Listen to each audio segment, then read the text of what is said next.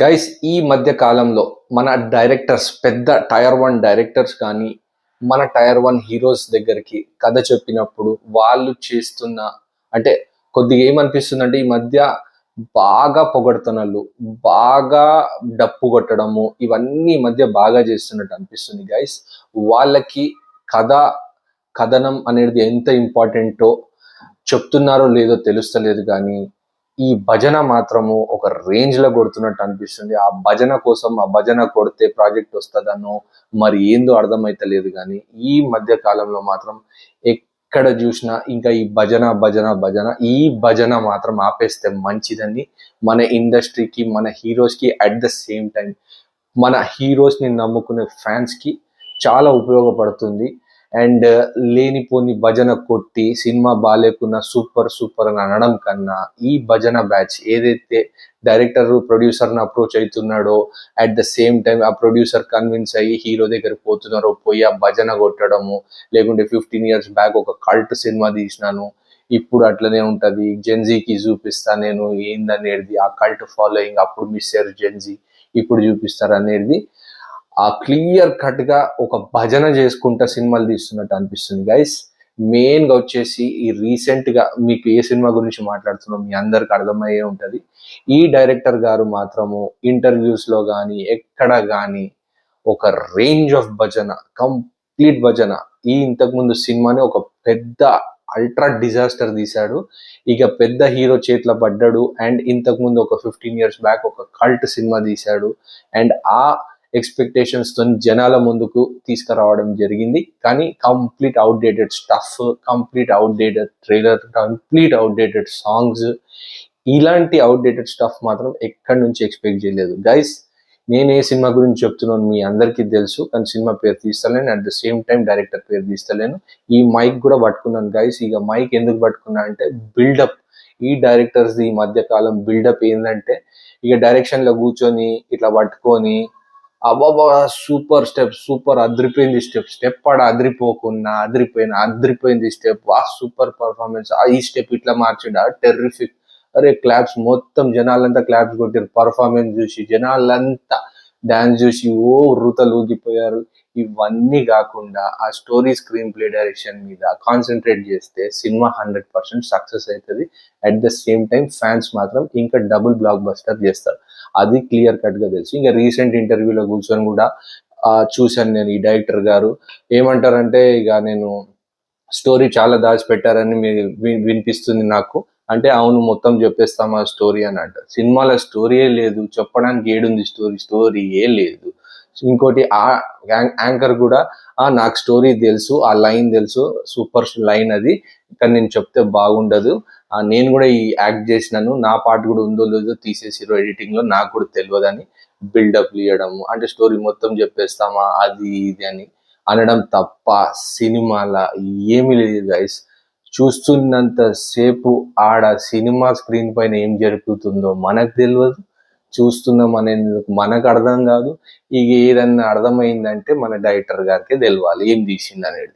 ఇక సినిమా మాత్రం బ్లండర్ అని క్లియర్ కట్ గా చెప్పొచ్చు. ఇక కొంతమంది బాగానే ఉంది బాగాలేదు అని క్లియర్ కట్ గా చెప్తారు కానీ అక్కడ ఏం లేదు గైస్.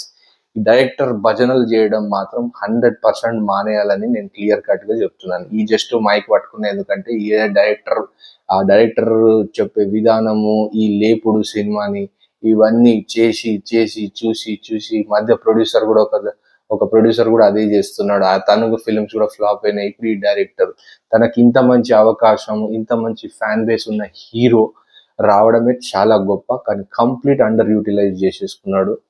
కంప్లీట్ అంటే కంప్లీట్ అసలు 90s లో రిలీజ్ అయినా కానీ ఈ సినిమా ఆడకపోయేది. ఈ జనరేషన్ కి రిలీజ్ చేసి ఏం చూపిద్దాము అంటే జెన్జీ ఆడియన్స్ కి కల్ట్ స్టార్ ఏందో చూపిద్దాం అది అంటే సార్ కల్ట్ స్టార్ కాదు కల్ట్ ఇది కాదు.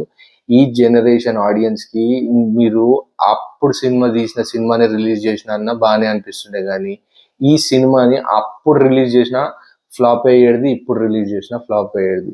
సో ఈ డైరెక్టర్స్ కి టాప్ టైర్ డైరెక్టర్స్ కి టాప్ టైర్ హీరోస్ కి ఒకటే సజెషన్ కంప్లీట్ బౌండ్ స్క్రిప్ట్తో రండి, బౌండ్ స్క్రిప్ట్ సెలెక్ట్ చేసుకొని బౌండ్ స్క్రిప్ట్ నచ్చితేనే సినిమా చేయండి.